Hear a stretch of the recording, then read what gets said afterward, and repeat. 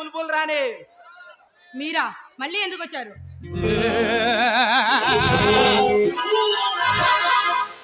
మనసు పడ్డాడు దాన్ని మానభంగం చేయకుండా వదలము. అలాంటిది మా పైన కంప్లైంట్ ఇచ్చి నా తమ్ముడి పైన ఎదురు దాడి చేయించిన నిన్ను ఎలా వదులుతామనుకున్నావే? కంప్లైంట్ వెనక్కి తీసుకొని కాముగా ఉండమంటే కాదన్నావు. నీ ప్రియుడేమో కాలభైరుల కయ్యాన్ని కాలు చూస్తున్నాడు. అనుకున్నావే? నేను కంప్లైంట్ ఇచ్చిందే మీరు తయారు చేసే లిక్కర్ ఫ్యాక్టరీ మూతపడడానికి.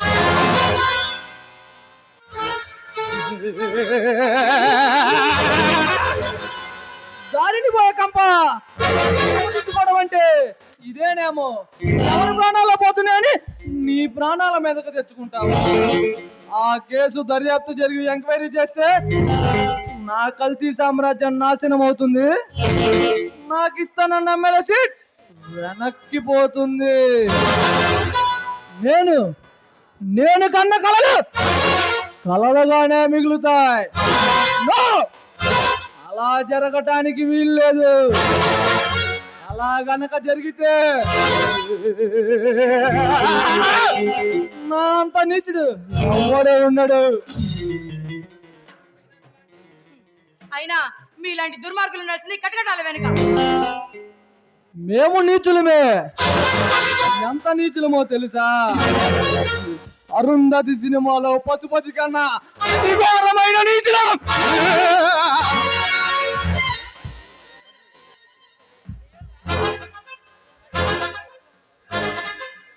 మర్యాదగా ఇక్కడ నుంచి వెళ్ళిపోండి. వచ్చింది వెళ్ళడానికి కాదే నా వగల రాణి. అయినా మేము కోట్లు ఖర్చు పెట్టి లిక్కర్ ఫ్యాక్టరీలు కట్టినా, వైన్ షాపులు పెట్టినా, లైసెన్సులు పెడుతూ ప్రభుత్వానికి లక్షల్లో ఇస్తున్నాం. ఆ ప్రభుత్వమే పట్టించుకోనుకుంటే ఆఫ్టర్ ఆల్ నువ్వెంత, నీ బ్రతికెంత? నీకెందుకే ఇదంతా? ప్రభుత్వం లైసెన్స్ ఇచ్చింది ఇలా కల్తీ మద్యం తయారు చేయడానికి కాదు, ప్రజల ప్రాణాలు తీయడానికి కూడా కాదు. కల్తీ మద్యమే తయారు చేస్తాం. నలుగురు కాకపోతే 40 మంది చేస్తారు.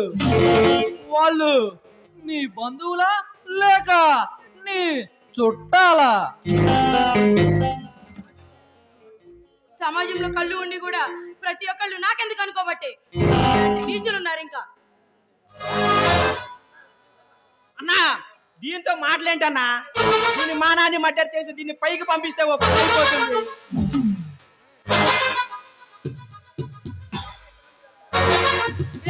మర్యాద ఇక్కడ నుండి వెళ్తారా లేదా?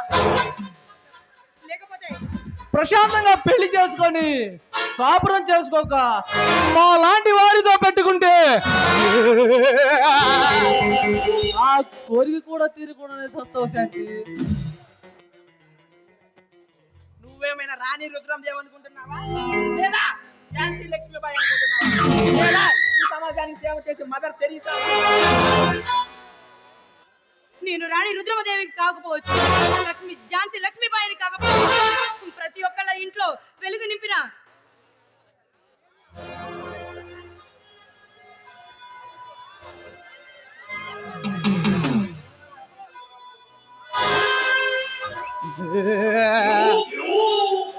చిలక పలుకులు బాగానే చెబుతున్నావే నా చిట్టి చిలక. మేమెవరో నీకు తెలీదా? నీ ప్రియుడు రణగిరి గారు చేసిన అవమానానికి శిరోభారం ఎక్కువైపోయి ఏం చేయాలన్న సమయంలో నా ఫ్రెండ్ గారు నిన్ను తీసుకువచ్చి పసంద విందు ఈ క్షణాల్లో పందు చేసుకుంటే ఎలా ఉంటుందన్నా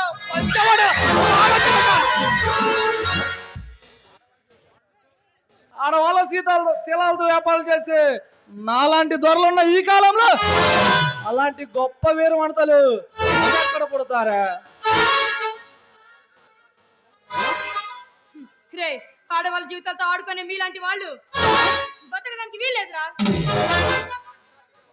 అన్నా దీని పొగరు చూస్తుంటే పిచ్చెక్కిపోతుంది. దీని పర్వం చూస్తుంటే పట్టుకో.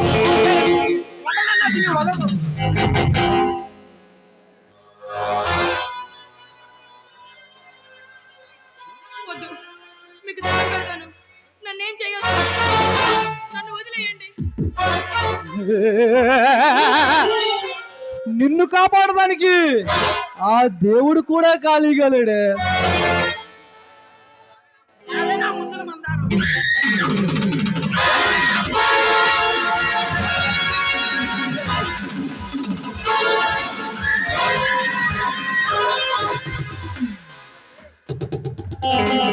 ఏయ్, నా శాంతి మీద చెయ్యేస్తావా? మొన్న తిన్న దెబ్బలు చాలేదా? రే, ఆ రోజు తప్పించుకున్నావు, ఈ రోజు వదలరా నిన్ను. రే ఆడేంగి వెదవల్లారా, ఆడవాళ్ళ మీద ఏంట్రా మీ ప్రతాపం? దమ్ముంటే నా మీద చూపించండి రా. యారా నువ్వేనా దీని ప్రియుడివి, చాలా బయలుడివి.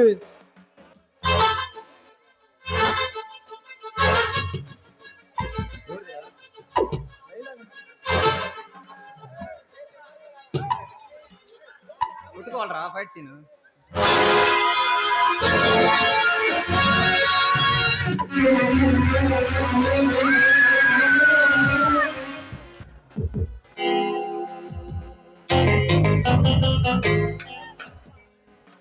రే సాంబా, శివ,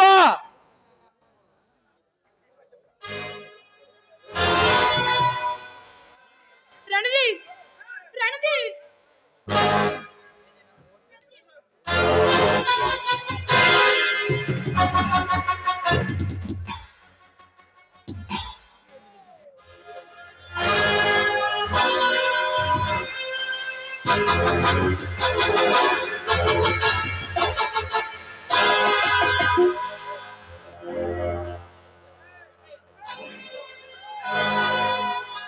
అయితే ఒక పని చేయి, నువ్వు వచ్చి మా ఇద్దరిని సుఖపెట్టు,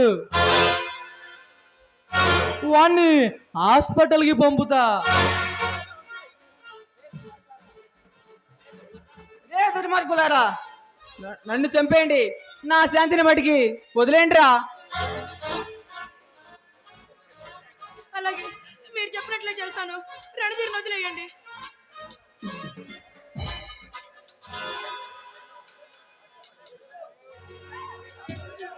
రే సాంబా, వీడి శవాన్ని తీసుకెళ్ళి మన కూచిపూడి వైరికాల్లో పడండి. అక్కడి నుంచి మండూరు నుంచి ఇంటారు, సరాసరి బాపట్ల సూర్యలంగలో కలిసిపోతాడు. వీడి శవాన్ని తిమింగ్లాలు ఆహారంగా ఆరగిస్తాయి.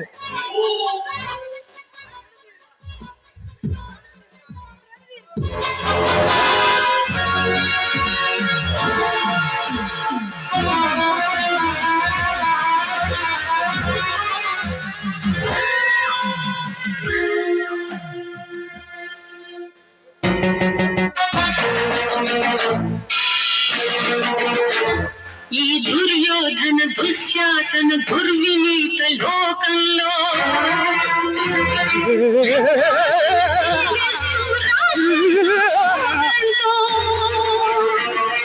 మరో మహాభారతం ఆరవ వేదం మానభంగ పర్వంలో మాతృహృదయ నిర్వేదం నిర్వేదం.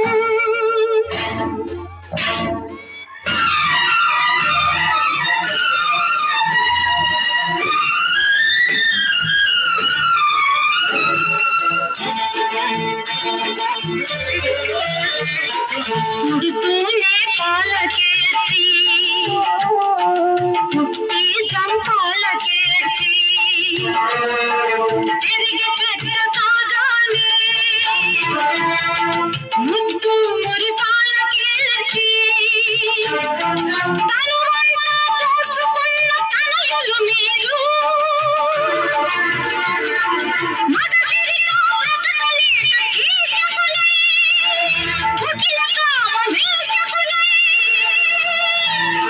స్త్రీ జాతిని అవమానిస్తే మీ అమ్మల సైన్యంతో మీ అక్కల రక్తంతో రంగరించి రాస్తున్న ఈనాడి మీకోసం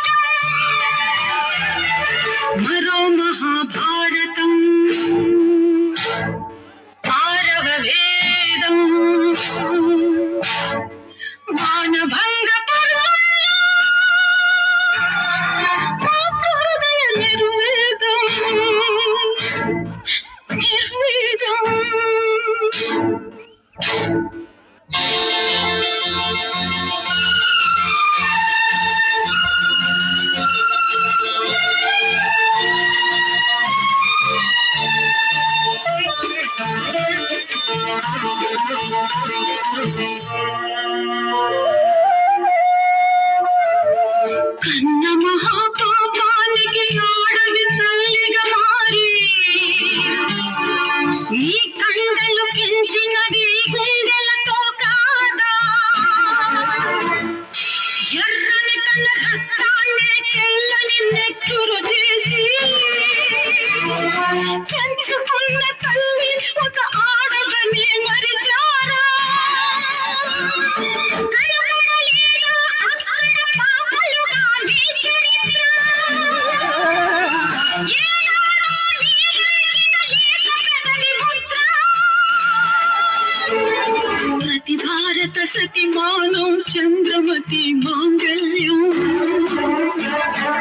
మర్మస్థానం కాదది నీ జన్మస్థానం మానవతకి మోక్షమిచ్చు పురుత క్షేత్రం శిశువులుగా మీరు పుట్టి పశువులుగా మారితే మానవ రూపంలోని దానవులై పెరిగితే సభ్యతకి సంస్కృతికి సమాధులే కడితే కన్నులుండి చూడలేని ధృతరాష్ట్రుల పాలనలో భర్తలుండి విధవైన ద్రౌపది ఆచరణలో నవశక్తులు యువశక్తులు నిర్వీర్యం అవుతాయి. ఏమైపోతుంది సభ్య సమాజం ఏమైపోతుంది మానవ ధర్మం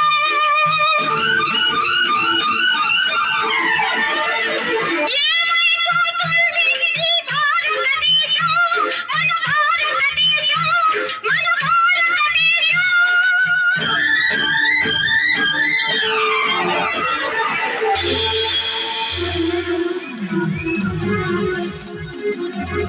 అనుభవించు దీనికి ఖచ్చితంగా అనుభవించురా తమ్ముడు తమ్ముడు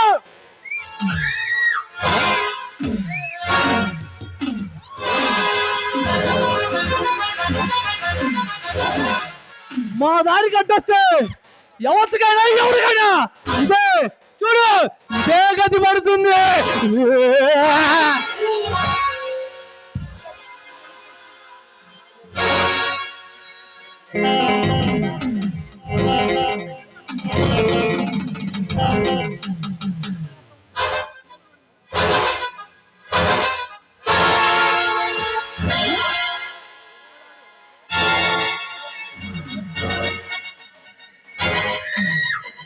చూశారు కదా దీని శవాన్ని ఎవరికైనా సరే ఇదే గతి పడుతుంది వస్తా వెళ్ళొస్తా మళ్ళీ వస్తా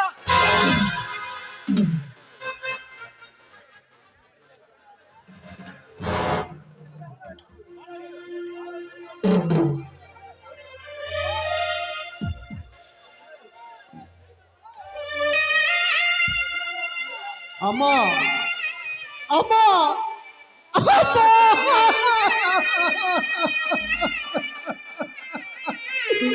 అమ్మా చెల్లమ్మా ఏం జరిగిందమ్మా అమ్మా అయ్యో ఎంత పని జరిగింది చెల్లమ్మా శాంతి అమ్మా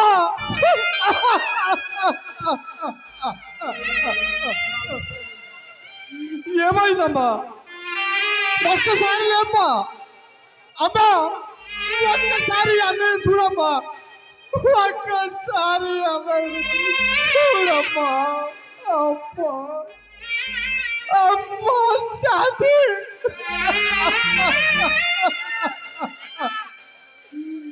అమ్మా శాంతి శాంతి శాంతి చల్లమ్మా ఎవడమ్మా దుర్మార్గుడు ఎవడమ్మా నీచుడు ఎవడమ్మా నీవు చెప్పింది అమ్మా నీకోసం నిన్ను పెళ్లి చేయాలని నిన్ను రంగరంగ వైభవంగా పెళ్లి చేసి అత్తారికి పంపించాలని ఎన్నో ఆశలతో ఎన్నో కోరికలతో నీ కోసం వచ్చానమ్మా శాంతి అమ్మా అమ్మా చెల్లెమ్మా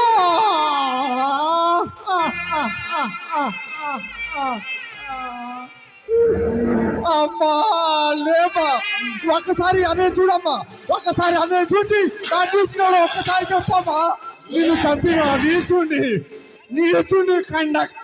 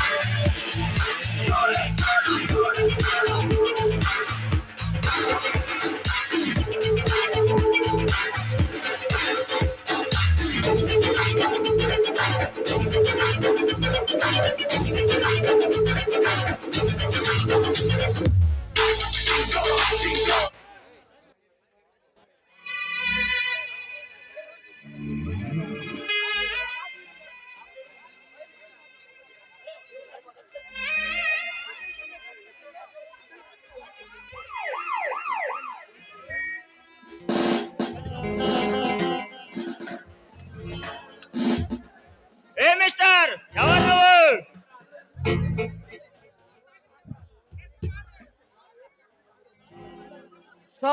సార్ నా చెల్లిని ఎవరో చంపేశారు సార్. అంటే నువ్వు రణధీరు కదా? నా చెల్లెలు ప్రాణంగా ప్రేమించిన వ్యక్తి సార్ వాడు.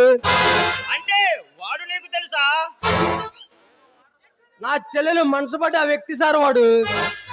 ప్రేమకు అంగీకారం చెప్పలేదను, పెళ్లికి నువ్వు చెప్పిందను, ఇలా చేసుంటాడు వాడు. నో సార్, వాళ్ళ పెళ్లికి నేను ఒప్పుకున్నాను. పెళ్లి కూడా చేద్దాం అనుకున్నాం సార్. మరెందుకు ఇలా చేశాడు? పెళ్లి చేసుకోవాల్సి వచ్చిందనా? రణధీర్ ఎక్కడున్నా వదిలిపెట్టడురా.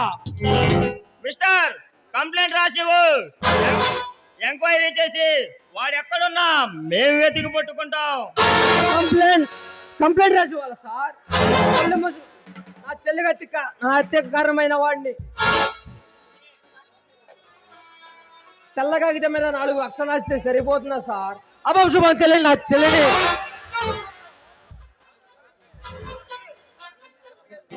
ప్రేమ పేరుతో వంచి మోసం చేసే వాడిని, ఆ ప్రేమ ఉత్పత్తి కస్తీర నా చేతులతో నేనే చంపాలి సార్. అప్పుడే సమాజంలో జరిగే ప్రేమ మోసాలు అందరికీ గుణపాఠం అవుతుంది. నా శాంతి ఆత్మకు మనశ్శాంతి కలుగుతుంది. మిస్టర్, నేరస్తులు పట్టుకోవడానికి పోలీసు వ్యవస్థ ఉంది. నేరం రుజువైతే క్రిమినల్స్ శిక్షించడానికి అంతేకాని క్షణికావేశంలో తీసుకునే నిర్ణయం నీ భవిష్యత్తును దెబ్బతీస్తుంది. చట్టాన్ని చేతుల్లోకి తీసుకోవడం క్రిమినల్ యాక్ట్ ప్రకారం పెద్ద నేరం. శిక్ష అనుభవిస్తావు. బెజవాడలో బేబీ శాలిని, నడి రోడ్లో నందిని, అడ్డ రోడ్లో అలేషియం మీద వీళ్ళ చెల్లి లాంటి వారు సార్. ఆ నేరస్తులు పట్టుకుందా మీ పోలీస్ వ్యవస్థ, శిక్షించిందా న్యాయ వ్యవస్థ.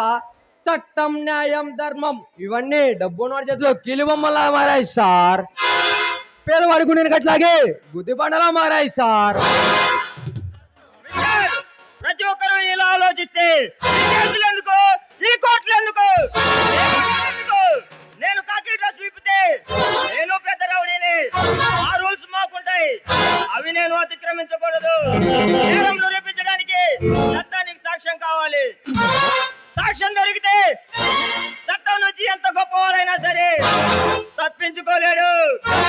అన్యాయం గెలవదు, ధర్మం వాడదు, చివరికి న్యాయమే గెలుస్తుంది. అఫ్ కోర్స్ 5 కోట్ల మందిలో ఎంతమంది న్యాయాన్ని కాపాడుతున్నారు సార్? అందరూ అన్యాయానికి అమ్ముడుపోతున్నాడు. నేరం చేసిన వాడు దర్జాగా నడి రోడ్లో తిరుగుతున్నాడు సార్. ఆ నేరస్తులు పడుతుందా మీ పోలీస్ వ్యవస్థ, ఇది నా న్యాయ వ్యవస్థ. చట్టం, న్యాయం, ధర్మం ఇవన్నీ డబ్బున్నోడి చేతిలో కీలుబొమ్మలా మారాయి సార్. ప్రేమ పేరుతో మోసాలు చేసే ప్రాణాలు తీసే ఆ కీచుకులను కత్తికోకుండా చొప్పున నడి రోడ్లో నరికేస్తా. Stop it! నీలాంటి వయసు వచ్చిన ప్రతి ఒక్కడు ఉడుకు రక్తంతో సమాజాన్ని మార్చాలనే తపనతో చిక్కులలో పడుతున్నారు. వాటి నేరస్తులుగా మిగిలిపోతున్నారు.